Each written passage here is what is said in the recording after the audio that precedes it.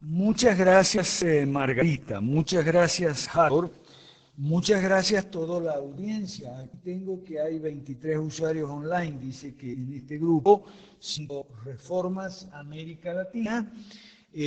Nos reunimos todos los miércoles a esta hora. Yo acabo de salir de grabar un programa eh, en Radio Freamérica de Colombia, que se va a pasar mañana a las 7 p.m. hora Colombia.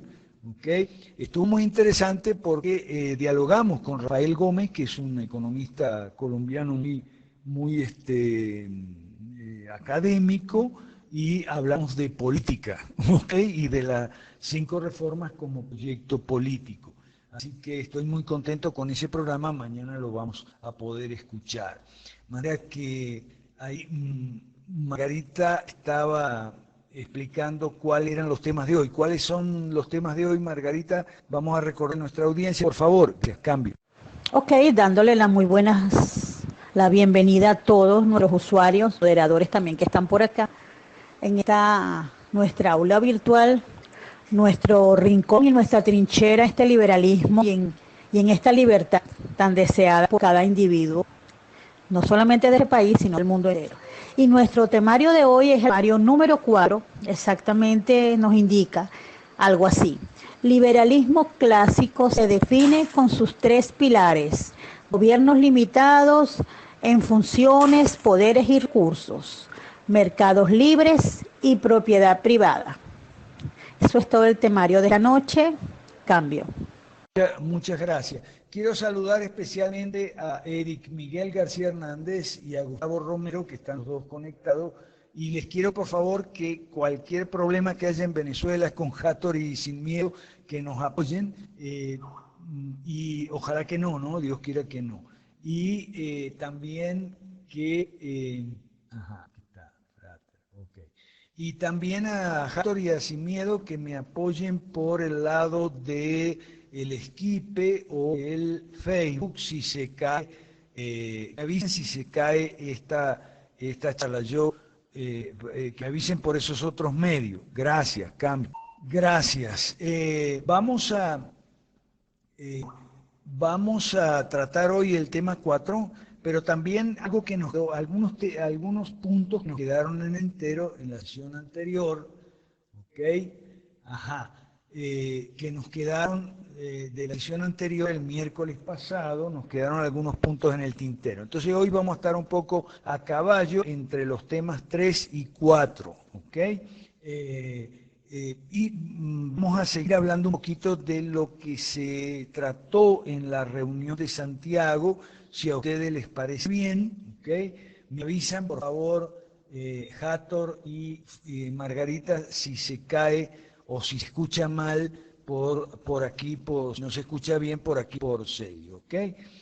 Lo primero que quiero señalar en la sesión de hoy, bueno, yo voy a tratar de hablar no más de 20 minutos, media hora, vamos, lo cual para mí es muy difícil limitarme en la oratoria, pero para dar cabida a toda gente que va llegando, que generalmente llega después, para dar cabida a intervenciones de los participantes, en el sentido de formular preguntas, plantear inquietudes, expresar dudas, incluso críticas y demás.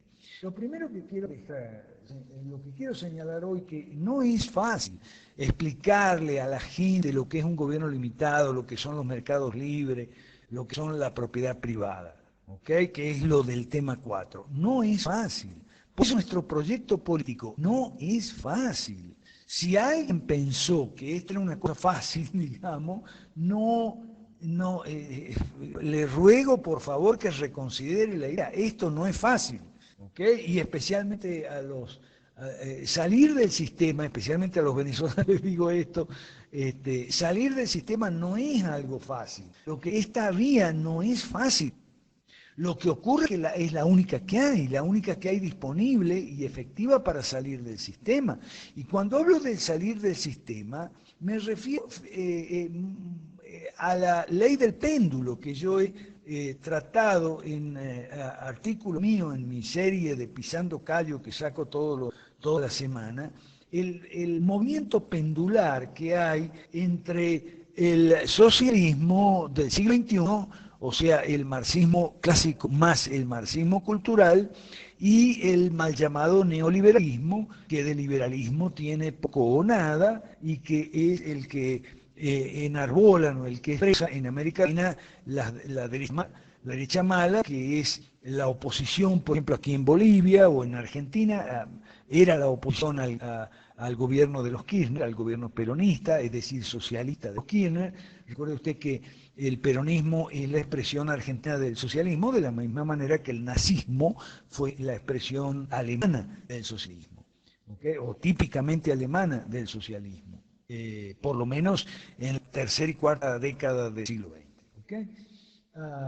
Entonces, no es fácil explicar estas cosas a la gente, y no es fácil porque hay demasiados errores, demasiadas equivocaciones, demasiados malentendidos, demasiadas confusiones.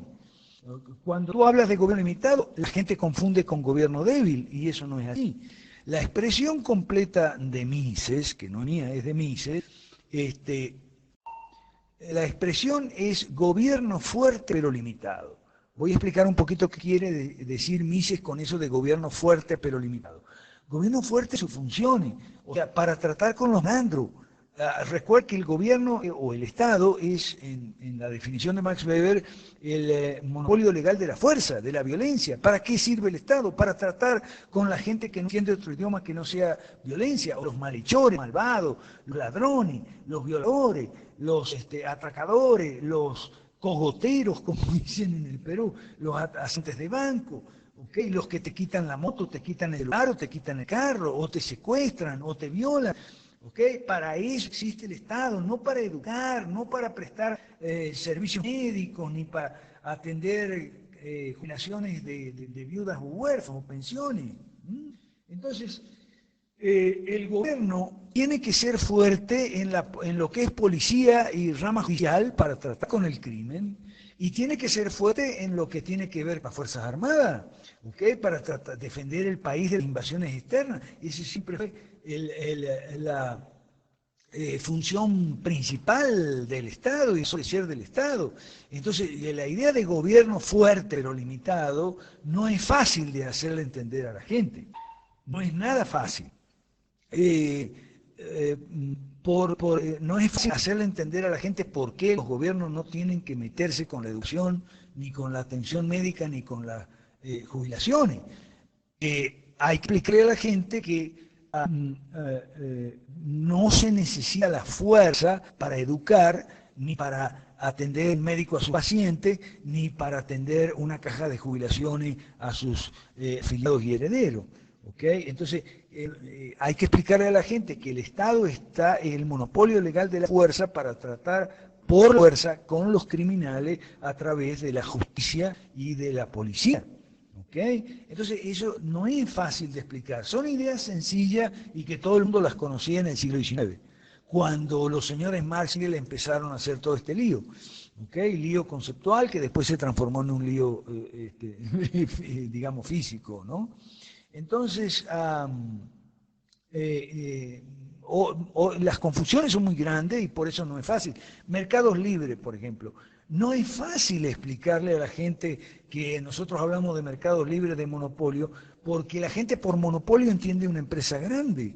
Y resulta que monopolio no es una empresa grande. Monopolio es cualquier empresa, no importa el tamaño, sea grande, mediana o pequeña, que tiene un privilegio generalmente legal otorgado por el gobierno. Eso es monopolio, y una economía libre significa, entre otras cosas, libre de monopolios, pero hay que entender bien qué cosa es un monopolio. Un monopolio no es, como digo, una empresa porque sea grande. Una empresa puede ser grande porque es eficiente, porque sus precios son económicos, porque lo que vende es bueno, bonito y barato, y entonces una empresa puede ser grande en el sentido de hacerse con una proporción importante de su mercado. Pero eso de manera voluntaria, o sea, sin recurrir a la fuerza, ni recurrir a privilegios legales que la pongan en ventaja abusiva en relación con otras empresas. ¿Me explico? Entonces hay tantas confusiones que la gente hoy no es fácil explicar estas cosas. Y en cuanto a propiedad privada, el tercero de los pilares del liberalismo clásico, el tema de la propiedad privada también no es fácil de explicar porque la gente cree que la propiedad privada, que los ricos. Entonces, bueno, por eso yo publiqué hace 2 o 3 días mi ensayito La propiedad privada es para los pobres, que ese lo escribí para Se Dice, ya hace muchos años, cuando yo viví en Venezuela, pero bueno, pienso que tiene valor todavía, tiene vigencia todavía. Yo trato de escribir no para el día siguiente ni para la semana que viene, ¿okay? Trato de abarcar temas que pueda clarificar aspectos, clarificar puntos, clarificar ángulos que puedan servir para hoy, para mañana, para el día siguiente y a lo mejor para dentro de algunos años. Hoy por hoy tengo el gusto y el agrado de ver que eso lo he logrado, porque artículos míos de 10, o ensayos míos, o libros míos de hace 10, 12 años, o 20 tal vez, todavía son útiles.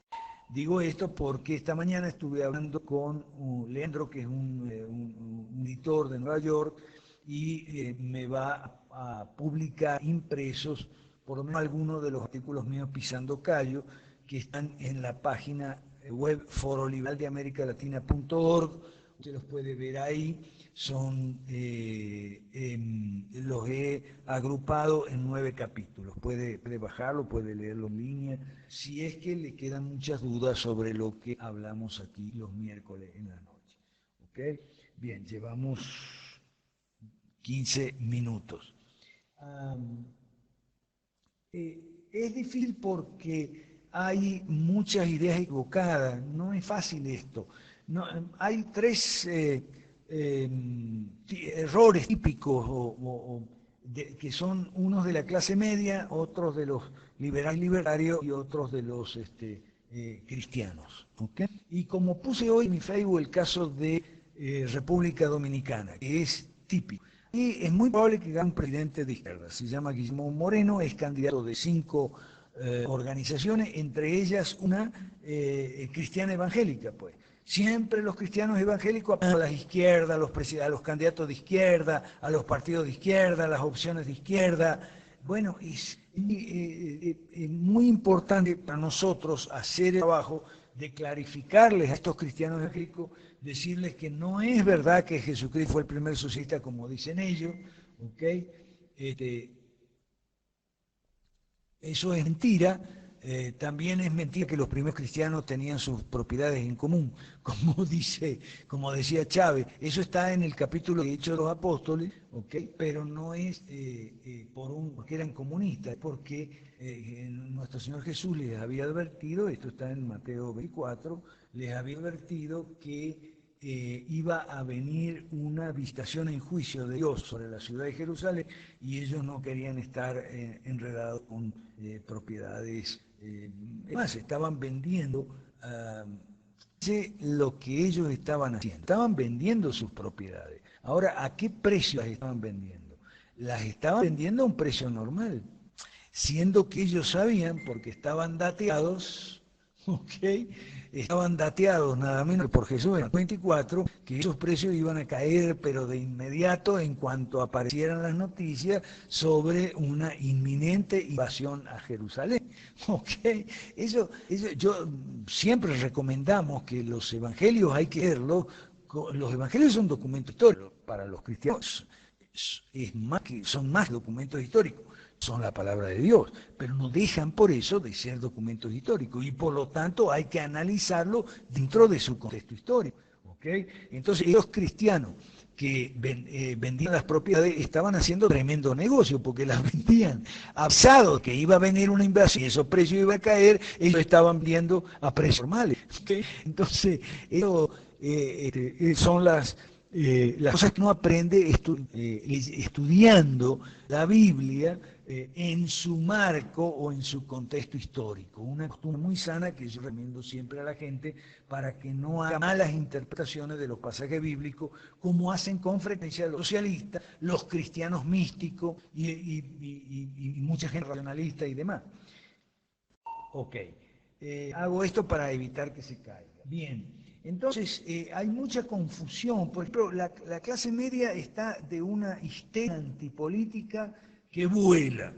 O sea, hay un problema terrible aquí, y es el siguiente: el socialismo ha fracasado. Ahora, como no hay ninguna fuerza de derecha que explique a la clase media que lo que ha fracasado es el socialismo, entonces la clase media primero le echó la culpa a los partidos y vino la partidofobia. Ah, no, es que hay que ser independiente para ganar una elección, porque entonces yo ya no tengo más confianza en los partidos políticos, entonces voy a votar solo a los independientes. Y después eso enseguida, a los independientes por supuesto eran igual o peores que los de los partidos. Entonces se extendió la partidofobia a una histeria antipolítica. No, no, no, es que los políticos independientes son iguales que los partidistas. El problema son los políticos, no importa que sean o que no sean de partido o que sean de este o el otro partido. Entonces vienen con la histeria antipolítica. Por otra parte, confunden la política con la politiquería. Eso lo explicaba yo esta mañana en el programa de radio donde yo salgo los miércoles aquí en Santa Cruz, por Esquipe hablo a Santa Cruz. Aquí en Bolivia hay todo un escándalo con un hijo del presidente que supuestamente estaba muerto, pero después dijeron que no estaba muerto, y unos contratos que beneficiaban a la madre del niño, ¿okay? Que no es la esposa del presidente. El presidente es soltero, pero tiene varios hijos por ahí con distintas mujeres, y uno de ellos es con esta señora que beneficiaria de una cantidad enorme de contratos del Estado, lo típico pues en el estatismo, con lo que nosotros siempre decimos, acumulación de poder y dinero en las mismas manos. Eso no está bien. Ok, entonces la gente se cansa a algunos, a los morbosos les encanta el chismerío, ¿ok? Que de repente salga la mamá de la señora a decir que no, que el chico vive y que no ha muerto, el chico no está muerto. Dice, no, el chico está vivo, tiene 9 años y va a la escuela y tal, y qué sé yo. Bueno, a algunos nos causa gracia, a otros les excita el morbo, porque el morbo les encanta, pero a largo plazo la gente se cansa del chismerío. Y como eso es lo único que conoce, cree que eso es política. Entonces dice, no, a mí me cansa la política, yo estoy cansado de la política, no quiero saber más nada de política. Entonces ve un programa de política en la radio o en la televisión y cambia la estación o cambia el canal. Y hace muy bien, porque la politiquería, la tensión desmedida de la politiquería enferma. Eso yo lo sé muy bien porque vengo de Venezuela, un país donde muchísima gente está enferma de tanta cuestión de politiquería y tanta cosa que hay ahí, y tantos runrunes de Bocaranda y todo ese tipo de cosas, y discursos de Sosaspuro y de Franceschi y de el señor Ramos Ayub, etcétera. Y bueno, la gente en Venezuela está se siente un poco como obligada a estar pendiente de la politiquería, porque siguen escaseando productos vitales en los mercados, en la farmacia, en los puntos de venta. Escasean medicina, escasean alimentos, escasea la luz, la electricidad, la internet, se va cada rato, etcétera. Entonces, la gente se siente obligada a estar pendiente de la política. Para colmo vienen los charlatanes tipo Bocaranda y le dicen, ya cae Maduro renunciar y bla, bla, bla. ¿Okay? Entonces le presta atención a la política y se desgasta mucho psicológicamente. Le presta atención a la política, digo yo entre comillas, a la politiquería, porque es lo único que... Bien, entonces no es fácil, como digo, abrirse camino en esto. Y hace poquito tuvimos una conversación privada con Margarita, ¿okay? Con Sin Miedo, donde ella me explicaba la labor de proselitismo que ella hace, dónde la hace, cómo, cuándo, los trípticos que ella imprime, cómo los reparte y los distribuye, y lo hace muy bien Margarita, pero Margarita dice que fácil no es. ¿Ok? Bueno, los cristianos, como digo, con el socialismo, ¿no? O si no con la antipolítica, pero es una antipolítica muy hipócrita la de estos cristianos, porque te dicen, en esta iglesia no se habla de política, y en eso no hay diferencia entre los curas católicos y los pastores evangélicos. Te dicen, en esta iglesia no se habla de política, ahora va a venir un especialista de las Naciones Unidas a hablarnos sobre la violencia familiar y tal. Pero bueno, y eso no es política. Entonces, es la política de las Naciones Unidas. Entonces, resulta que la política de las Naciones Unidas, que es la cristiana, puede entrar a las iglesias cristianas. Pero la política nuestra, la política conservadora, que es cristiana, me refiero a la política de las Naciones Unidas, que es anticristiana. La política nuestra no puede entrar. ¿Ok? Ok. Entonces, la gente está enferma de tanta cuestión de politiquería y tanta cosa que hay ahí, y tantos runrunes de bocaranda y todo ese tipo de cosas, y discursos de Sosaspuro y de Franceschi y de el señor Ramos Ayub, etcétera. Y bueno, la gente en Venezuela está un poco, se siente un poco como obligada a estar pendiente de la politiquería porque siguen escaseando productos vitales en los mercados, en la farmacia, en los puntos de venta, escasean medicina, escasean alimentos, escasea la luz, la electricidad, la internet, se va cada rato, etcétera. Entonces, la gente se siente obligada a estar pendiente de la política. Para colmo vienen estos charlatanes tipo Bocaranda y le dicen, ya cae Maduro renunciar y bla, bla, bla. ¿Ok? Y entonces le presta atención a la política y se desgasta mucho psicológicamente. Le presta atención a la política, digo yo entre comillas, a la politiquería, porque es lo único que... Bien, entonces no es fácil, como digo, abrirse camino en esto. Y hace poquito tuvimos una conversación privada con Margarita, ¿okay? Con Sin Miedo, donde ella me explicaba la labor de proselitismo que ella hace, dónde la hace, cómo, cuándo, los trípticos que ella imprime, cómo los reparte y los distribuye, y lo hace muy bien Margarita, pero Margarita dice que fácil no es. ¿Ok? Bueno. Los cristianos, como digo, con el socialismo, ¿no? O si no con la antipolítica, pero es una antipolítica muy hipócrita la de estos cristianos, porque te dicen, en esta iglesia no se habla de política, y en eso no hay diferencia entre los curas católicos y los pastores evangélicos. Te dicen, en esta iglesia no se habla de política, ahora va a venir un especialista de las Naciones Unidas a hablarnos sobre la violencia familiar y tal. Pero bueno, y eso no es política. Entonces, es la política de las Naciones Unidas. Entonces, resulta que la política de las Naciones Unidas, que es la cristiana, puede entrar a las iglesias cristianas.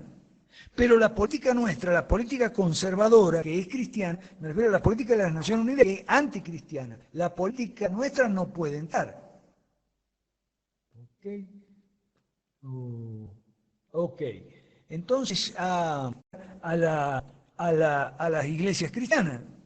Pero la política nuestra, la política conservadora, que es cristiana, me refiero a la política de las Naciones Unidas, que es anticristiana. La política nuestra no puede entrar. ¿Ok? Ok. Entonces, ok. Entonces, por eso digo, es una antipolítica muy hipócrita. La política de las Naciones Unidas, que es anticristiana, puede entrar, pero la política nuestra conservadora, que es cristiana, en cuanto a la base, ¿ok? No me refiero que es confesional. Aquí en este movimiento Cinco Reforma y en Chile estuvieron presentes gente que no es creyente, que no es cristiana. ¿Ok? Y sin embargo no es anticristiana y por eso puede trabajar con nosotros pero perfectamente, como estuvimos 5 días reunidos en Chile trabajando mucho sobre eso. Y también encuentro que los cristianos evangélicos están demasiado enzarzados peleando entre ellos. Me refiero a las diferencias sectarias entre unas sectas y otras sectas. Entonces uno lo ve en las redes sociales, se pasan todo el tiempo peleando entre ellos una secta con otra, todo el tiempo. Y debo decir que yo también en algún momento he caído en ese error, ¿eh? Yo no puedo tirar la primera piedra respecto de ese pecado. Lo que ocurre es que después me he dado cuenta que he estado equivocado, y como soy una persona que cometo errores, no con tanta frecuencia como dicen mis enemigos, pero cometo mis errores, sí, son la hora, sí, ya va. Trato de corregir esos errores cuando me doy cuenta o cuando me hacen dar cuenta, por eso lo agradezco mucho. Ok, y bueno, los liberales libertarios con el error de Hayek, ¿no? Creyendo que los socialistas se van a convertir. No, los socialistas no se van a convertir. Ok, bueno, 2 minutos más deme para explicar el tema de las alianzas, que es un tema que ha generado polémica en el grupo WhatsApp que tenemos por el caso Perú, el caso de Claudio Sola. Ok, eso lo conversamos bastante en Chile y llegamos a una conclusión muy lógica y muy natural. Las alianzas no se pueden recomendar así en general como política absoluta, ni se pueden satanizar. Las alianzas hay que considerarlas caso por caso. Las alianzas hay que evaluarlas. Y la distancia ideológica es un criterio para evaluar las alianzas. No es lo mismo una alianza con comunistas o con socialistas que una alianza con primos ideológicos como son los nacionalistas o los conservadores o los demócratas cristianos, etcétera, etcétera, ¿okay? O los liberales o conservadores de los partidos liberales y conservadores donde los hay, ¿okay? No es lo mismo. Y ahí sí hay diferencia de un país a otro. O sea, yo he observado que los nacionalistas en Chile no son totalmente iguales a los nacionalistas en Venezuela y otros casos así que he podido observar. Entonces las alianzas se evalúan. Y el caso de Claudio Sola es muy simple, lo puedo resumir en 15 segundos. Lo que Claudio hizo fue muy bien en hacer esa alianza. De hecho, él me consultó y yo le recomendé. La alianza, aun cuando el señor Pancho, que es el candidato, no es liberal y no acepta las 5 reformas.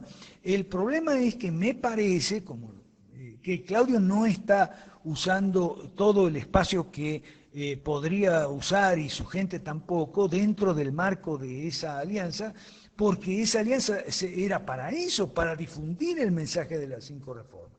Ahora, también me he podido dar cuenta que ese candidato va a llegar de último. Entonces, yo le he aconsejado a Claudio sí que revise si la alianza con ese candidato no le está perjudicando en vez de ayudarle, porque ese candidato no hay caso que figure en la encuesta. Ese candidato no tiene ni plata, ni votos, ni carisma, ni simpatía, ni programa, ni nada. Y lo único que tiene es una licencia para funcionar como partido, porque ese es el tema de la reforma número 1 en relación a la privatización de los partidos. Lamentablemente, los partidos políticos se dividen en los que tienen o no tienen la licencia del órgano supremo electoral y de partidos políticos para funcionar. Y entonces, bueno, lo único que tiene ese señor, me imagino que porque el presidente del órgano electoral es primo de él, es una licencia para funcionar y nada más. Dicho esto, sin nada personal contra el señor Pancho Díaz Canseco Tábara, ¿ok? Que es una buena persona, ¿ok? Me parece que es un tipo honesto, un tipo íntegro y bastante inteligente, pero no tiene lo que hay que tener para ser un candidato a presidente con relativas aspiraciones de éxito, ¿ok? Por más buena persona que parece que es, y yo estoy seguro que es, no tengo ninguna razón para dudar de que no sea una persona con buena calidad humana, ¿ok? Eso que quede bien claro. Ok, dicho esto, ahora sí voy a darle la palabra a nuestra coordinadora Hathor y a Margarita, que también está en el grupo de apoyo, igual que Eric, igual que Gustavo, para intervenciones. Estoy aquí como siempre con un papel y un lápiz. Voy a ir anotando todo lo que se vaya planteando y trataré en la medida de mi posibilidad de responder. Muchas gracias por la atención de todos ustedes. Cambio y escucho. Buenas noches, profe. Mi pregunta se refiere usted hace mucho énfasis en lo que es la religión cristiana. Yo entiendo que usted es cristiano con este tema del liberalismo clásico, y de hecho usted llegó a hacer alguna referencia con respecto a los libertarios y los llamó en algún momento a beligerantes y me refiero a aquellas personas que no son cristianas pero que siguen cierta filosofía liberal. Mi pregunta ¿es que acaso seguir una religión u otra afecta la forma de ver el liberalismo? ¿O es que hay gente que toma más bien al revés el liberalismo y lo forma hacia su religión? Porque usted hace bastante énfasis en lo que se refiere a su liberalismo, que además entiendo que tiene una relación con su creencia religiosa. Buenas noches, profe. Por aquí Joana. Todavía me queda muy claro, ¿es posible aliarnos con partidos que no creen las 5 reformas? Cambio. Okay, la pregunta mía específicamente, profesor, yo estuve en un foro y en ese foro específicamente se estaba hablando de una propuesta que se le está haciendo a la Asamblea Nacional en estos momentos. Y en esa propuesta específicamente con propiedad privada, lo que es la propiedad privada de todas estas expropiaciones que han habido, que hasta la fecha ellos indicaban que iban una cantidad de unas 3.000 propiedades diversas, pues, entre terrenos, locales, negocios, etcétera, etcétera, etcétera.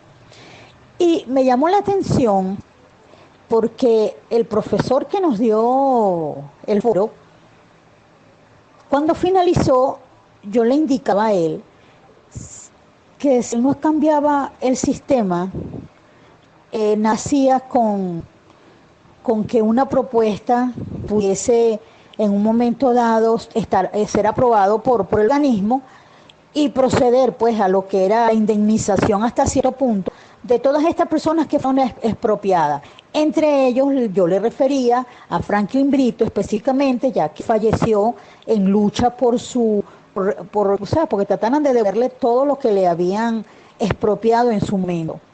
Y él me indicó que, bueno, ahí estaba el detalle. Entonces, bueno, quiero escuchar también ese punto de referencia que usted nos indique, de qué forma lo podemos ver nosotros a través del liberalismo como tal y del cambio del sistema. Cambia. Gracias. Sí, profesor. Bueno, quiero hacer una pregunta también. Mi pregunta va más o menos por la pregunta del chico que participó, GB Gargas, y también un poco sobre la chica Johanna. Yo soy anticlasista, no me gustan las sectas. De hecho, creo que la política y la religión deben estar muy separadas. Sin embargo, bueno, el proyecto de las 5 reformas, el cual apoyo totalmente como proyecto, pienso que es excelente. Pero sí he notado cierta confusión a la hora de reclutar personas o hablarles de la propuesta, porque confunden, piensan que es una propuesta que va ligada a lo religioso. He recibido muchas preguntas al respecto. Yo converso muchísimo con las personas en Twitter y en las redes, en Facebook, igual que todos aquí, me imagino, y conversamos mucho sobre estos temas, ¿no? Entonces hay mucha confusión, se lo digo a modo de información, ya que la propuesta de las 5 reformas en mis manos no tiene nada que ver con religión. Soy católica, pero no mezclo, pues no me gusta mezclar religión con política. Eso por un lado. Por el otro, lo de las alianzas con los nacionalistas, por decirle algo. En Venezuela hay grupos nacionalistas, movimientos nacionalistas, que no tienen ningún tipo de propuesta. pero se hacen llamar nacionalistas. Tienen muchísimos seguidores, sobre todo en las redes, y están mucho, hay un movimiento que está muchísimo en la calle también. Pero no he leído hasta ahora una propuesta de ellos. Sin embargo, nos atacan muchísimo. Por ejemplo, a mí me atacan muchísimo.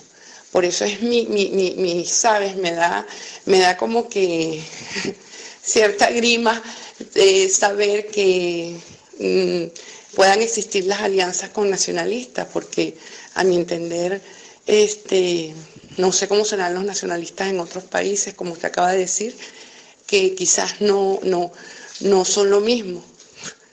Pero en ese sentido yo creo que los de aquí son unos caudillos, o sea, que quieren que la gente los siga, que hagan lo que ellos quieren, son clasistas, totalmente clasistas, y bueno, les gusta mucho atacar al liberalismo. Luego le paso unos daticos por allí por otra vía. Entonces, bueno, más que una pregunta es una opinión, y bueno, si me puede responder algo sobre mis dudas, le agradezco. Muchas gracias, Cambio. Ok, ya tengo bastante anotado aquí como para hacer un alto y responder. Déjenme ir punto por punto, por favor. En cuanto a los nacionalistas, correcto, yo dije eso de los nacionalistas porque lo hablamos mucho en Chile, debido a que los nacionalistas en Chile, como son pinochetistas, ven el liberalismo económico de otro modo, a diferencia de Venezuela. ¿Me explico? Por eso insistimos mucho en Santiago, en la reunión, que las alianzas no tienen que satanizarse ni ser obligatorias, así mandatorias, ¿no? Ni mandatorias ni satanizadas. Las alianzas deben evaluarse en cada país. ¿Ok? No, yo entiendo que los nacionalistas en Venezuela son así como tú dices, Hathor, son agresivos. Pero ojo, te aviso una cosa, eso es ahora con esta perversa encrispamiento generalizado de la política que hay en Venezuela, pero no era así en la época en que organizamos con Policel la Semana Liberal de Caracas. Estoy hablando de unos cuantos años atrás, donde invitamos a Víctor Azuaje, que es el que en aquella época era el líder de los nacionalistas en Venezuela. Estoy en la radio, luego llamo. Entonces, eso es, como digo, es muy distinto el nacionalismo en Venezuela ahora que como era hace, yo creo que unos 10 años atrás, cuando hicimos esa experiencia, y que en Chile. Eso en cuanto al nacionalismo. Ahora bien, vamos con la religión. Otra cosa que quedó clarita en la reunión de Santiago fue lo siguiente: personas como Alberto Álvarez, que es un recientemente incorporado, él no es creyente, él es indiferente, agnóstico, ateo, no sé qué, ¿ok? Pero él está participando con nosotros, y como él hay muchos otros, ¿ok? En ese sentido, las 5 reformas no solamente no tienen nada que ver con la religión, sino que en la reforma número 1 tiene que quedar bien claro la separación entre la Iglesia y el Estado, o la religión y el Estado, o las iglesias, sinagogas y mezquitas en relación con el Estado, ¿ok? En ese sentido, un Estado que no se casa, por decirlo así, con ningún tipo de religión o de iglesia, en ese sentido, nosotros somos laicistas. Laicista significa que para nosotros el Estado debe dedicarse a la seguridad, justicia y obras públicas, y el Estado no puede estar sosteniendo iglesias, ni religiones, ni financiando a clérigos o confraternidades o fraternidades religiosas de ninguna clase. El Estado tiene que ser neutral en esa materia religiosa. ¿Ok? Eso en lo que tiene que ver con las 5 reformas. ¿Ok? Se puede decir lo mismo de otra forma, de esta otra forma, con el tema de la privatización. Nosotros pensamos que la religión es un tema muy personal de cada uno, muy íntimo, ¿ok?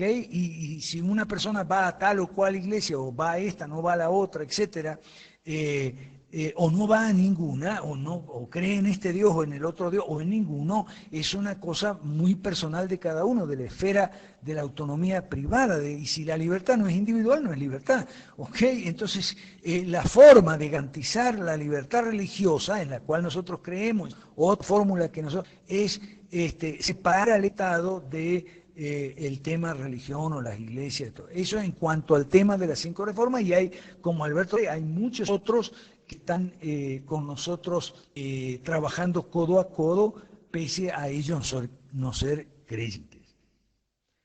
Por eso es otro error de Claudio Sola, eso que está haciendo ahora, que no, que el bloque evangélico y tal. Además, un error táctico y estratégico, porque en Perú ya hay tantos candidatos evangélicos y pastores políticos que el voto evangélico está súper dividido, así que con eso no va a ganar ningún voto evangélico.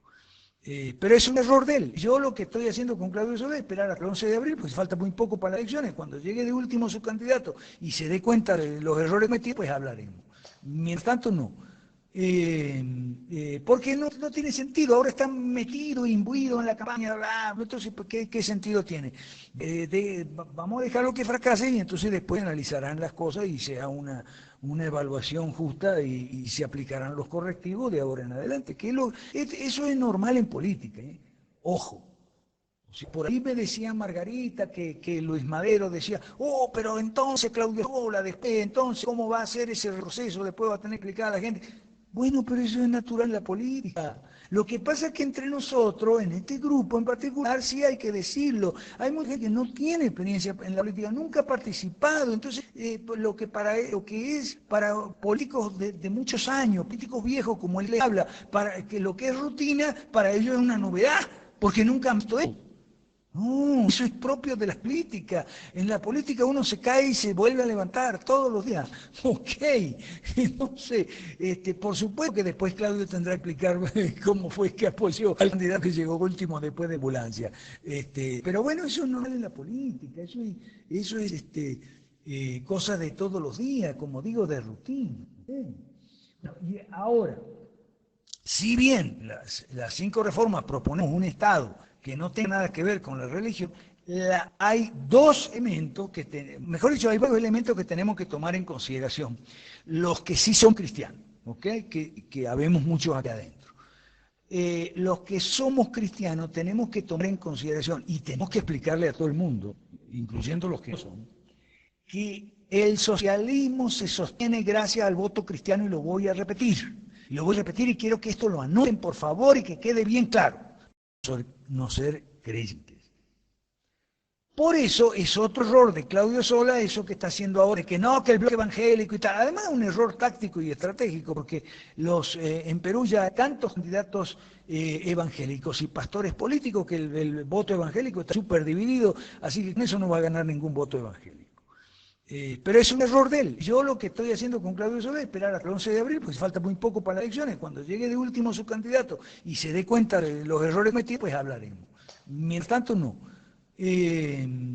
Porque no tiene sentido, ahora están metidos, imbuidos en la campaña, entonces ¿qué sentido tiene? Vamos a dejarlo que fracase y entonces después analizarán las cosas y sea una evaluación justa y se aplicarán los correctivos de ahora en adelante, eso es normal en política, ¿eh? Ojo. Si por ahí me decía Margarita que Luis Madero decía, pero entonces Claudio Sola, después, entonces, ¿cómo va a ser ese proceso? Después va a tener que explicar a la gente. Bueno, pero eso es natural en la política.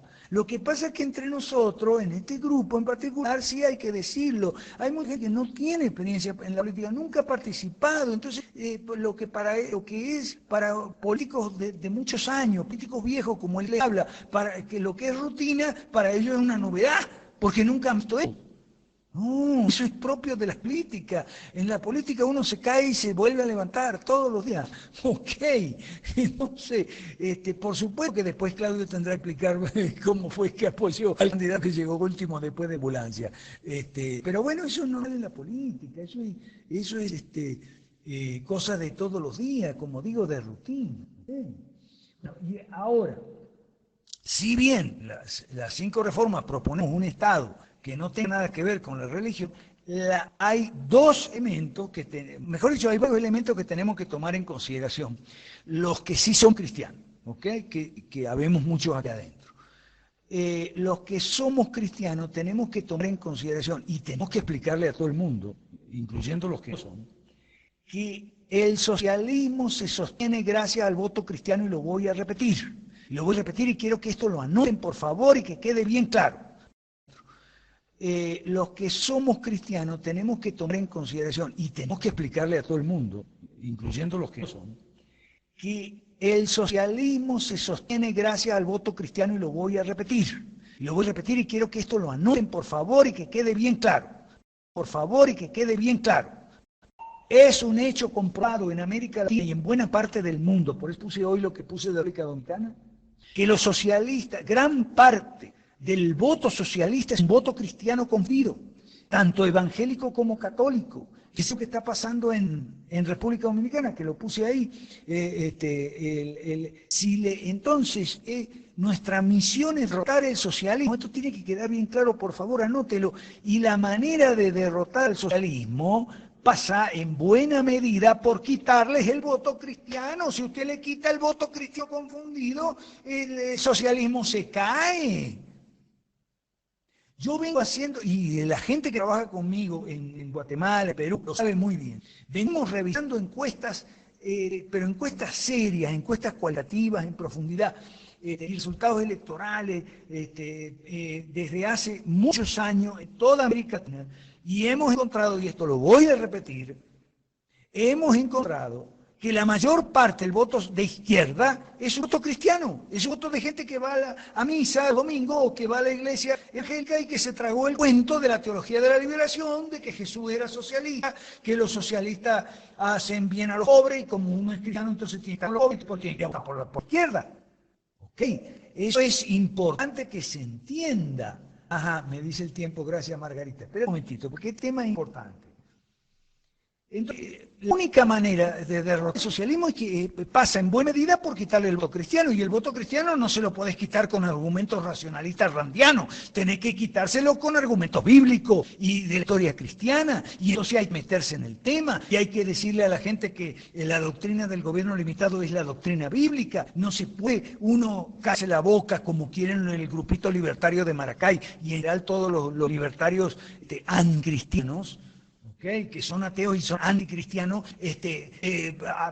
llevan años acusándome a mí de hablar de religión. Sí, yo hablo de religión y con frecuencia. ¿Por qué? Porque le quiero quitar el voto a la izquierda, al socialismo. Eso lo vimos venezolanos que asistimos a la campaña electoral sucesiva de Chávez, lo sabemos muy bien. Chávez tenía en un rosario en un bolsillo y una Biblia en el otro bolsillo. Entonces, cuando veía que el público mayoritariamente era cristiano evangélico, sacaba la Biblia, y cuando veía que el público era mayoritariamente cristiano católico, sacaba el rosario. Y eso es así en todos los países. Los socialistas han seducido a los cristianos confundidos. ¿Confundidos por quiénes? Por sus curas y sus pastores. Entonces, eso es una cosa que a mí me detestan los curas y pastores, porque yo digo, ustedes son ministros de Satanás, porque el socialismo es de Satanás. Ustedes no le explican a la gente y para colmo usan subterfugio como, no hablo de política. No hablo de política, pero el capitalismo y el comunismo. Pero bueno, si está hablando de política. Entonces, no tengo más, yo hablo de religión con frecuencia, primero y fundamental porque creo en eso, pero también, y esto es muy importante, porque es la manera de quitarles el voto cristiano a los socialistas. Un tipo como Motesi, por ejemplo, que apoya en Venezuela a capa y espada al señor, al partido Nubipa, que es el partido chavista que no es chavista, que no es del PV, pero que es evangélico y tal, son todos socialistas hasta la médula. Un tipo de esos confunde mucho a la gente. Por eso yo le he dicho a Claudio Sola, por favor, aléjate del señor Motesi. Pero él, dale, no, con Motesi tiene que ir. Es que Motesi es socialista. No quiere. Bueno, esa cosa hay que explicarla. Y para explicar esa cosa hay que hablar de religión. Y rápidamente a Johanna, alianzas con los que no creen en las 5 reformas. Repito, el señor yo en Perú cree en las 5 reformas. No obstante, la alianza con él era conveniente porque obvio no sacó para Perú Nuevo el número de firmas que te requiere el Consejo Electoral para la licencia de funcionamiento. Entonces el señor Pancho le ofreció una cantura a vicepresidente y sobre todo para los congresistas y tal, y sobre todo le ofreció garantías de que él iba a permitir que se hablara de las 5 reformas en la campaña, aun cuando no las suscribiera. Y eso es una buena oportunidad, y las buenas oportunidades hay que aprovecharlas. Lo que pasa es que después se pusieron de manifiesto otros elementos, como por ejemplo que el señor Pancho es muy buena gente, pero él tiene en el partido un montón de gente que no es buena gente, entonces es la que pone trabas y obstáculos. Eso es para la intervención de Johanna. En cuanto a las expropiaciones, Franklin Brito, etcétera. Bueno, mira, qué bueno que pusiste esa inquietud. Brevemente, trataré de resumir aquí. El problema es que la derecha mala en América Latina no se propone hacer reformas de fondo, sino apenas corregir algunos de los excesos más groseros del socialismo. Y las expropiaciones en Venezuela fueron uno de los excesos más groseros del socialismo. Ahora, la derecha mala es tan tímida, tan moderada, tan centrista, tan políticamente correcta, que se queda muy corta, incluso en esa misma meta o objetivo mínimo de corregir apenas algunas de las consecuencias más nefastas de los errores más groseros o de los abusos, mejor dicho, porque ya no son errores, ahí está el problema con los... Hayek se equivocó, los socialistas no van a aprender economía, ¿okay? Porque viven muy bien. Sin necesidad de aprender economía. Como yo he dicho otras veces, los socialistas saben toda la economía que necesitan saber para empobrecernos a nosotros y enriquecerse ellos. Entonces no es una cuestión de aprender economía o no aprender economía, como creen los tanques de pensamiento siguiendo una doctrina de Hayek, que en el momento de Hayek fue un error, pero ella es una sajada, porque eso Hayek lo planteó en los años 40. Entonces en los años 40 no se tenía todavía una idea clara de la inmensidad o enormidad del crimen que el socialismo es. No es cambio y escudo. Si las personas que hicieron la intervención, o sea, si 24, Johanna, Sin Miedo y Gator, no les fue, todavía tienen duda, vamos a echar cambio y escucho. Bueno, yo voy a tomar la parte también de Hathor, de Johanna y de Jesús.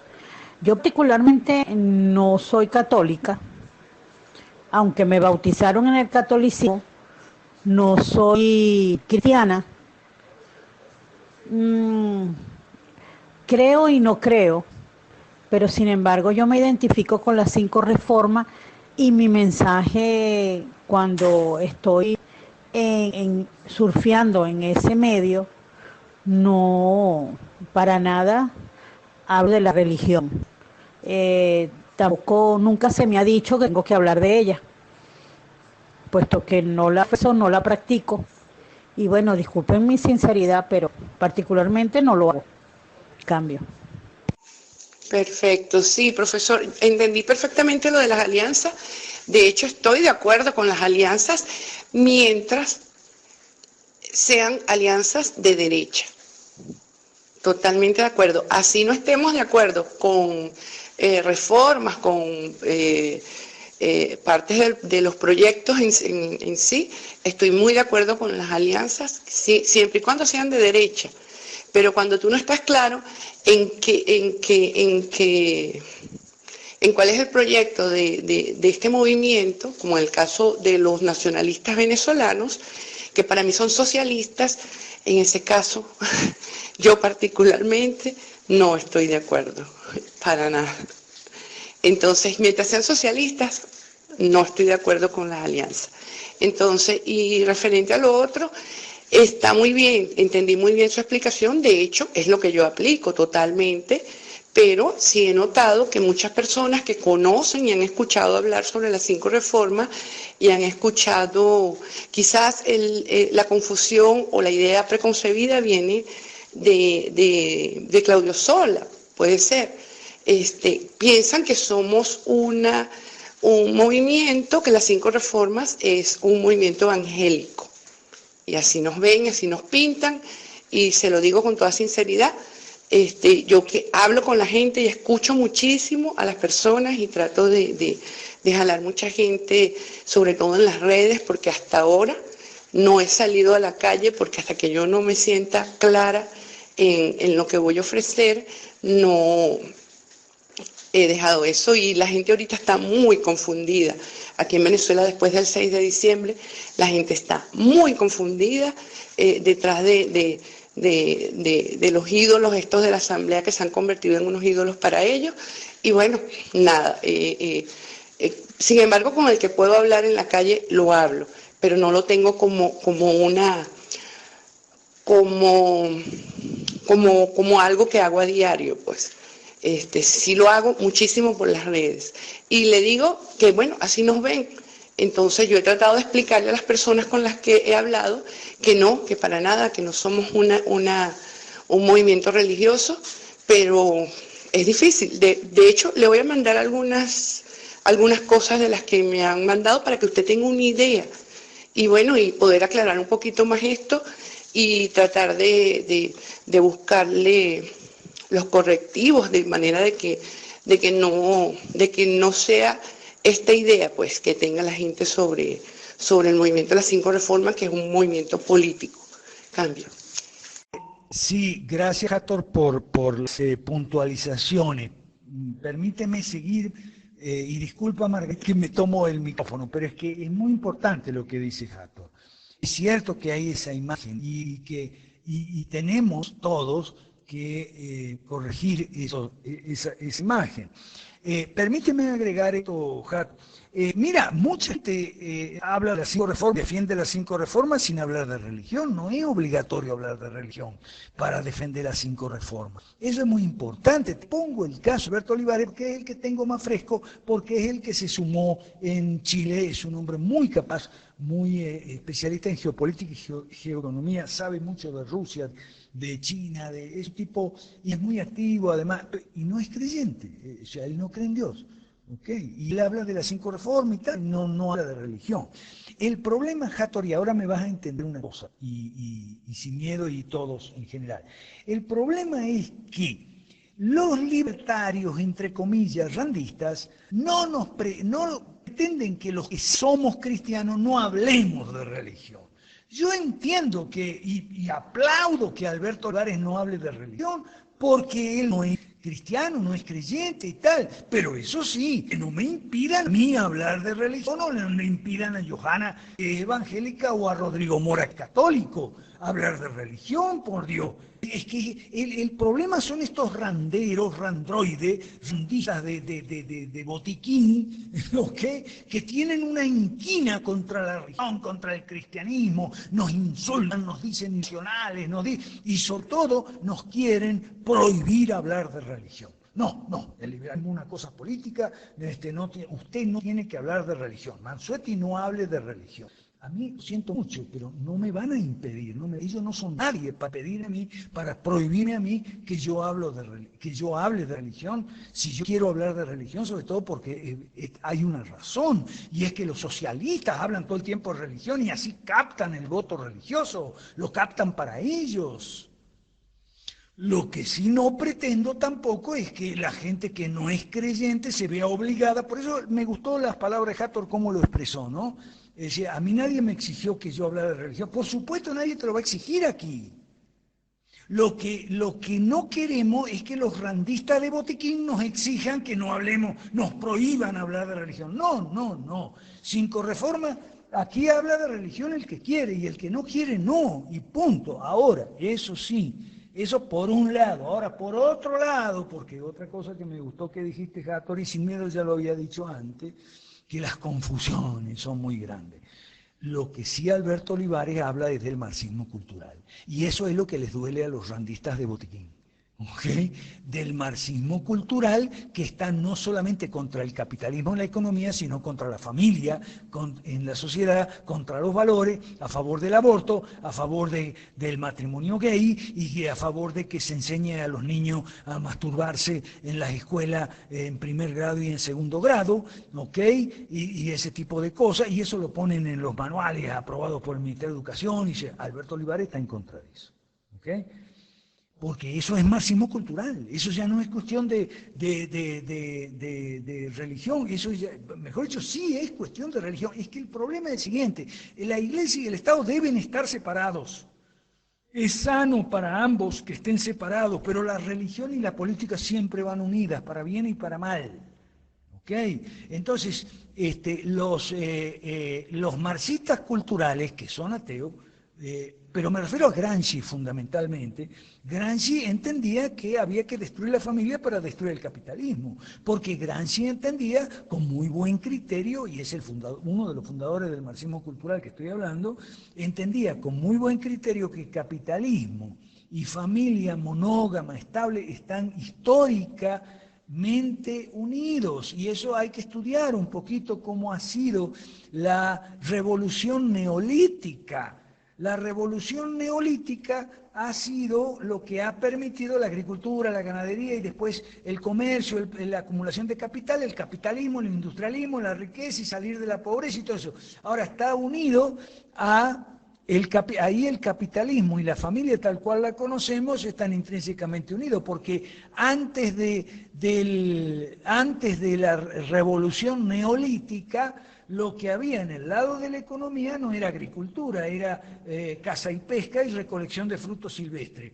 Y lo que había en el lado de lo que es la familia como pilar o núcleo o célula fundamental de la sociedad, no existía la familia. Ahí lo que existía eran bandas de hombres solos, asaltantes de camino, violadores, no reconocían la propiedad, no reconocían el matrimonio. Por eso Engels estudia la obra de Morgan y por cierto, Mises decía que Marx era malo, pero Engels era peor, y entonces que un ataque contra el capitalismo no puede estar separado de un ataque contra la familia, y eso lo dice Gramsci. Entonces, el aborto, el matrimonio igualitario, la promiscuidad sexual, etcétera, y todo eso va en contra de la familia y por lo tanto en contra del capitalismo.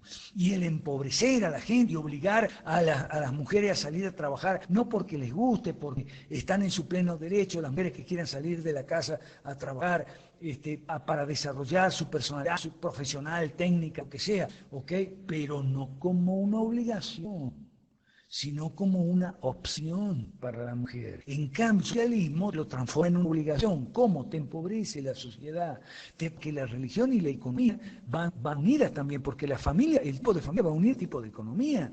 O sea, te destruye la economía y entonces el salario de un hombre no sostiene una familia. Y eso significa que la mujer tiene que conseguir un empleo y cuidado si no 2 o 3.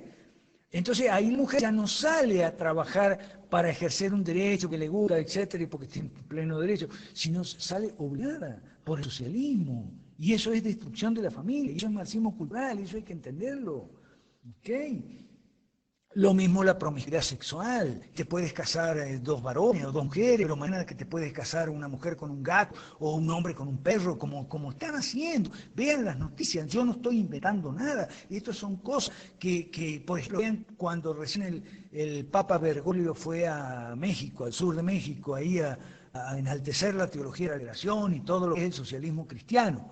El presentador de la noticia en CNN dijo que el Papa Francisco se había referido a todas las clases de familias, incluyendo familias monoparentales, familias facturadas por una mujer o familias de dos personas del mismo sexo, hombre o mujeres. Yo no estoy seguro de que el Papa Francisco haya dicho eso realmente, no creo que haya llegado hasta esos extremos, pero así lo presentaron, así el presentador de CNN lo dijo.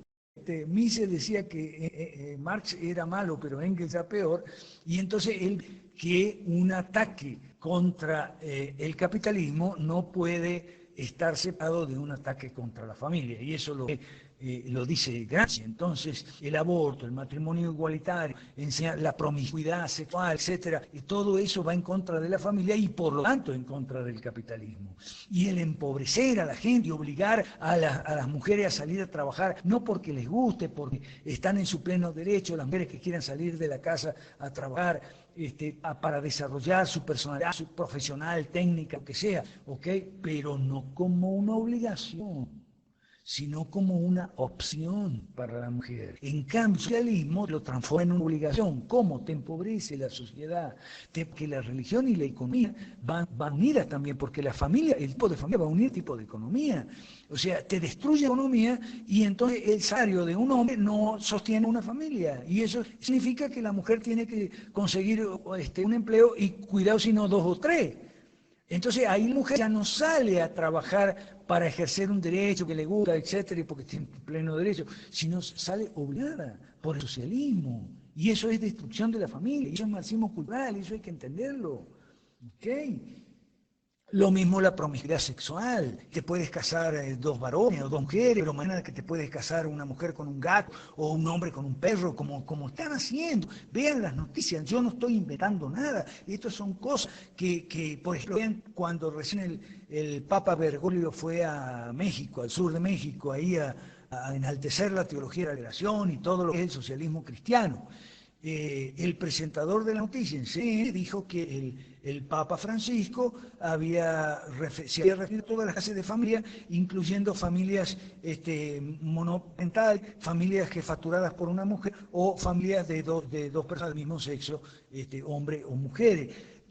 Yo no estoy seguro de que el Papa Francisco haya dicho eso realmente, no creo que haya llegado hasta esos extremos, pero así lo presentaron, así el presentador de CNN lo dijo. Una mujer o familias de dos personas del mismo sexo, hombres o mujeres. Yo no estoy seguro de que el Papa Francisco haya dicho eso realmente, no creo que haya llegado hasta esos extremos, pero así lo presentaron, así el presentador de CNN lo dijo. El presentador de CNN lo dijo.